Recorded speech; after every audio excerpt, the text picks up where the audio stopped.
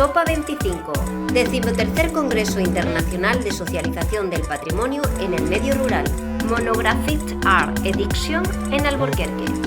Yo lo que voy a intentar es explicaros un poco cómo me sostengo en estas prácticas, ¿no? Y desde qué ámbitos me sostengo, ¿no? Porque yo soy artista, me he hecho mediador, he sido mediador, hago comisariado, soy editor, hago gestión, tengo una vida doméstica, ¿no? Entonces, quiero deciros también que me sostengo en tránsito y me sostengo desde diversos ámbitos, ¿no? Yo soy de un pueblo pequeño que se llama Beneixida. Beneixida en 1982 fue anegada por las aguas del pantano de Tous, por negligencias humanas, ¿no? La prepotencia del ser humano, porque cree que lo puede todo, porque está encima del orden de lo natural, bueno, estas cosas, ¿no? Entonces, yo nací allí, pero siempre mis padres se fueron de allí, yo he vivido siempre en una relación de ida y venida, el pueblo quedó totalmente destruido. Con el tiempo alguna gente del pueblo me llamó para hacer algo, yo tenía relación, no es que no tenía ninguna relación. Y montamos una historia y creamos un centro de arte sin espacio.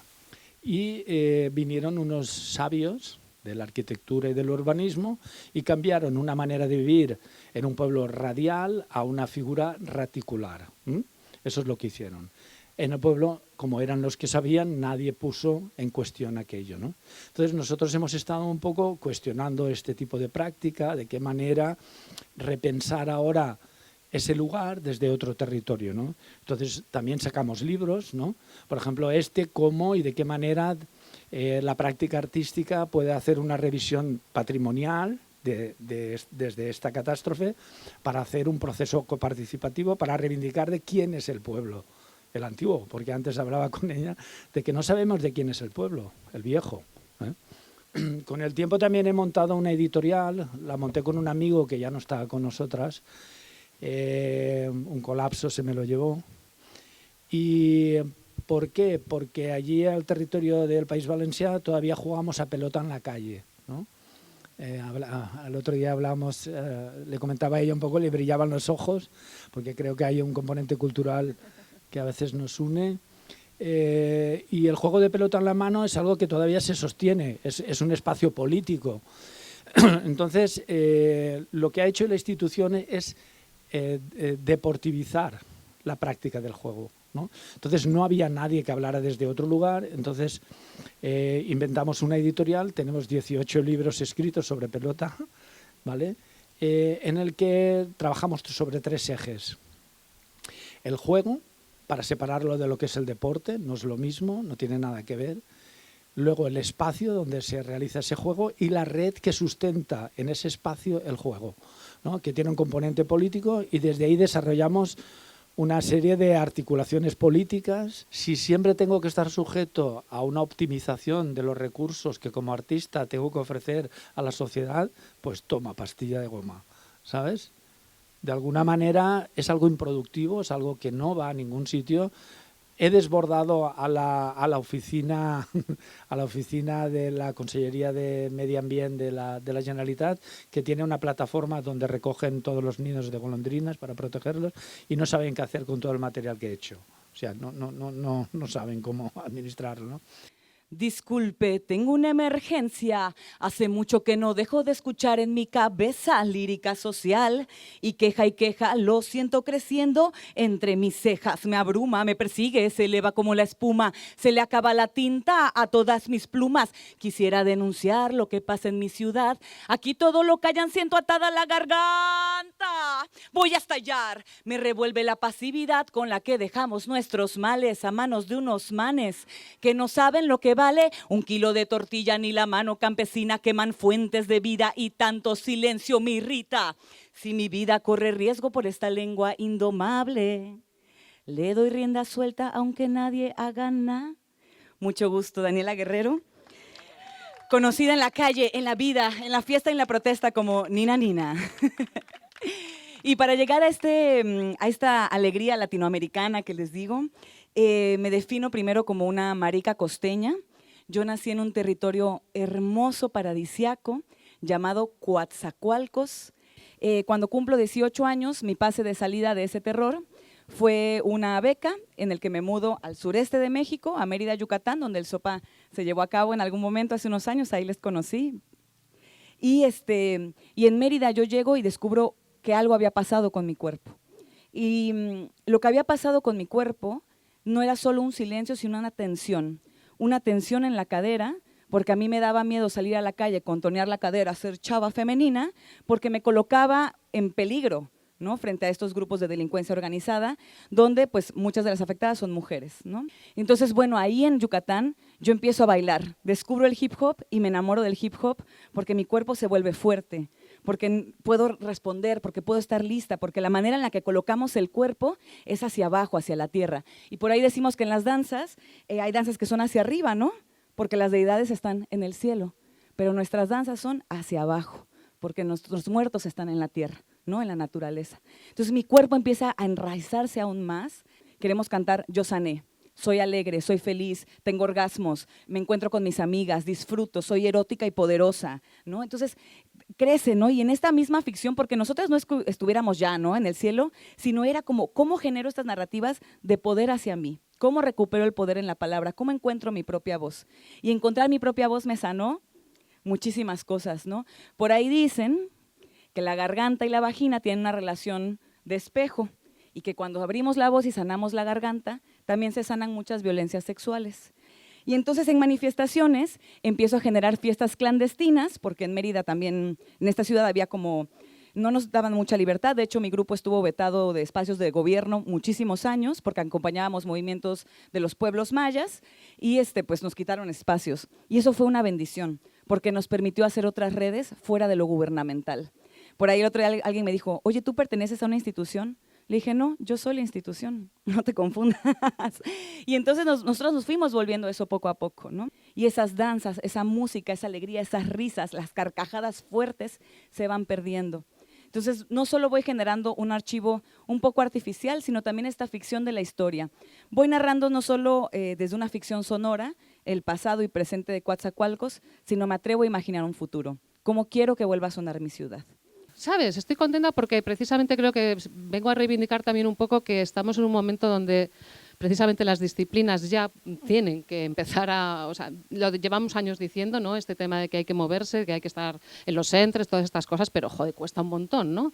Entonces, estoy contenta de estar aquí en esta mesa con arte y artistas, cuando no me considero para nada artista. Pensar que sobre todo, o por lo menos yo lo veo así, también es cierto que llevo 15 años que estuve 15 años trabajando en el departamento educativo de un museo. Ahí se pusieron en práctica muchos proyectos que tenían que ver con lo comunitario, con y sin artistas, ¿no? Pero se dinamizaron un montón de espacios comunitarios que fueron el germen de, que yo creo que sin el museo, era un museo, podía ser un centro cultural, lo que fuera, ¿no? Pero sí que es cierto que fue un espacio que dinamizó la ciudad, reivindicando la mediación como una práctica autónoma, ¿vale? Porque yo creo que ayer en algún momento se habló de la mediación como intermediación y yo no creo en la mediación como intermediación entre el arte o la práctica del arte con las comunidades. Creo que la mediación a día de hoy es una práctica madura que tiene por sí sola potestad y agencia, ¿no?, para generar proyectos participativos, críticos y situados en los territorios, y yo apoyo por ello. Yo creo que ahora se está recuperando, ¿no?, pero cómo se han despojado de los saberes populares de los pueblos, como esos saberes profanos totalmente olvidados por esos años 80, donde el ladrillo, el cemento era lo bueno, la gente se quería quitarse la casa de adobe para ponerse su chale de cemento y todo este rollo. Entonces, recuperar esos saberes y esas técnicas tradicionales, bueno, yo creo que no lo he recuperado, pero por lo menos sí que se ha hecho un núcleo, yo con otras casas de la zona, donde hemos puesto otra vez en valor estos modos de hacer. Y por último, la universidad, que es donde estoy desde hace 4 años, en una facultad de educación, que no la veo tanto como que estoy en la academia y qué guay, sino más bien como el lugar que me permite hacer retorno de todas estas prácticas que hago en la calle, que hago con las vecinas y que hago en comunidad, ¿no? Y que me parece súper potente ver la academia como es el lugar donde tenemos que volver también para cambiar la academia, para hablar desde otros lugares. pensando en eso, en cambiar los modos de relación. Creo que ayer también se dijo en la mesa, vuelvo a repetir, María hablaba mucho y otras compañeras, ¿no? de que realmente está en cómo poder trabajar entre diferentes, efectivamente, yo también lo creo. La Cuireño es una fiesta que hacemos en un pueblo, mi pueblo no es como esto, se lo hablaba antes con Miguel, mi pueblo es de 80, vivimos 80 personas, en un pueblo de León, del norte de León, súper cerrado, súper envejecido. Pues muy complicado el poder a lo mejor vertebrar. Yo como tengo mi trabajo en León, yo bajo y subo a la universidad, podía estar absolutamente de cara para adentro, vivo muy bien en el pueblo, ¿no? Pero claro, no se trata de vivir bien en el pueblo, se trata de decir, joder, es que vivo en este pueblo y me interesa también saber, vivo en este pueblo y a lo mejor es que muero en este pueblo, entonces yo quiero tener un vecindario, ¿no? Y quiero algo que no puedo hacer en la ciudad, ¿no? Es como conocer a la otra, al otro. Por ejemplo, hablábamos también, una pregunta que me parece muy importante es que ¿qué puede todavía el arte, ¿no? ¿Qué puede el arte? Porque el arte tiene un componente, ¿no? Y esa práctica radical, ¿qué incide? ¿En qué interviene? ¿No? Pues a lo mejor en la perplejidad, ¿no? Porque ¿de qué manera abres la posibilidad de entender lo que sucede en el mundo, en su complejidad, si no es desde un momento en el que tú te abres al silencio, a la escucha? Y bueno, con uno de los proyectos que teníamos en las Hijas del Rap que dirigía, se llama Festivalito Hip Hop. Y este era un festival donde acercábamos a infancias de todas las edades, ¿no? De 0 a 99 años, a movimientos sociales desde la cultura urbana, ¿no? Desde el graffiti, desde el rap y demás. Y a nosotros los que nos funcionaba era encontrar puntos de convergencia, ¿no? El pueblo maya está luchando por la defensa del agua, nosotras también estamos luchando por la defensa del agua, vamos a charlar de la defensa del agua. ¿Cómo generas esa confianza, ¿no? ¿Cómo sitúas el proyecto en territorio ajeno, ¿no? También lo lanzaba un poco a los asistentes, ¿no? De cómo recibe un territorio a alguien que viene de fuera a generar una práctica cultural, ¿no? ¿Cómo se construye esa confianza, ¿no? ¿En qué? Sí. Claro, pero no ha sido mi caso, porque yo fui como vecina, no fui como artista, entonces ahí cambia mucho el tema. No tiene nada que ver cuando vas como ministerio o como museo super musac, ¿no? Con un super presupuesto y demás, a cuando vas como vecina, claro, olvídate, es completamente diferente. Entonces, claro, como vecina, o sea, yo puedo hacer ahora cosas en el pueblo, pero porque llevo muchos años de vecindario, o sea, de hacer confianza real desde un lugar horizontal. Entonces estamos hartos y calvos de ver festivales de arte urbano en los que nos cascan la señora del pueblo a escala 1.000, ¿no? Y nos lo tenemos que callar, ¿no? Entonces voy un poco más a esa parte, ¿no? Como tú sitúas, precisamente luchando con todas esas malas praxis, ¿no? del artista paracaídas que llega a eso, ¿no? Entonces, pero es curioso porque al final es sintomático de que intentamos precisamente los conceptos desde la pura visión capitalista, cuando en realidad es más un crisol, ¿no? Más bien en ese sentido. Un proyecto que quería poner en valor el patrimonio de lo rural, ¿no? Y pedimos una ayuda y nos dieron de la Next Generation, nos dieron una ayuda para recuperar un horno de cal. Es un pueblo del interior de Castelló. Movimos 65.000 kilos de piedra, eso también es verdad, ¿no? Pero claro, lo importante que se generó no fue el movimiento de la piedra, sino ese tiempo afectivo, porque terminamos borrachos en un karaoke. ¿Cómo gestionas como ese tiempo en colectivo, ¿no? Para cuando dices como que se generan esos procesos de fiesta, ¿no? Para conectar con el cuerpo, la sanación con el cuerpo es algo que requiere tiempo. ¿Cómo lo gestionas un poco, digamos, desde tu trabajo?